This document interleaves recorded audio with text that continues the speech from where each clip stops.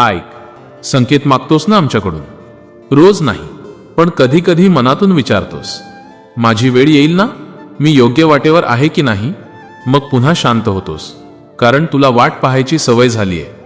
तू खूप वेळ वाट पाहिली आहेस उत्तरांची, बदलाची आणि थोड्या दिलास्याची.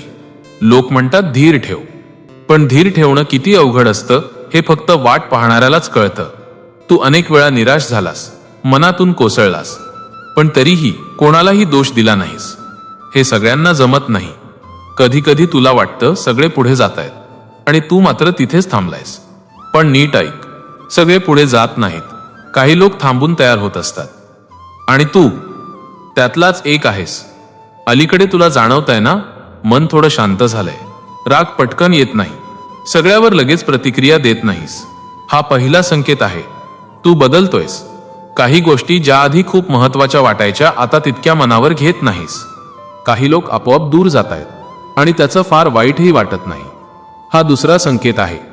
जेव्हा माणूस आतून बदलतो तेव्हा सगळे सोबत चालत नाहीत, आणि ते चुकीचं नाही. कधी कधी एकटेपणा येतो, पण तो आता घाबरवत नाही, तो विचार करायला शिकवतो. हा तिसरा संकेत आहे. पूर्वी जे मिळालं नाही त्याचं दुःख खूप काळ मनात राहत होतं. आता अजूनही वाटतं, पण ते अडकून बसत नाही. हे सगळं साधं नाही, पण हेच तुझ्या प्रतीक्षेचं फळ आहे. तू रोज मनात विचार करतोस, माझी वेळ येईल ना? माझं काही होईल ना? आज आम्ही तुला थेट सांगतो, तू योग्य वाटेवर आहेस. प्रतीक्षा म्हणजे शिक्षा नाही, प्रतीक्षा म्हणजे तयारी. तुला माणसं ओळखायला, स्वतःला समजायला, आणि जे मिळणार आहे त्याची किंमत कळावी म्हणून. जर सगळं लगेच मिळालं असतं तर कदाचित तू आज जसा आहेस तसा राहिला नसतास. आणि आज तू जसा आहेस तोच तुझा सगळ्यात मोठा बदल आहे.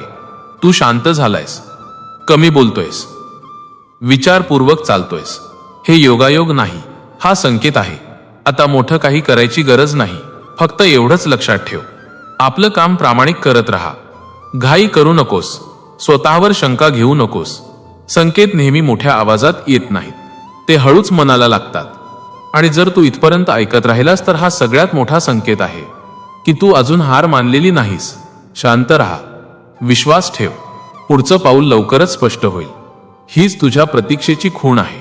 हा तुझ्यासाठी दिलेला संकेत आहे. आम्ही इथेच आहोत, तुझ्यासोबत, प्रत्येक पावलावर. श्री स्वामी समर्थ.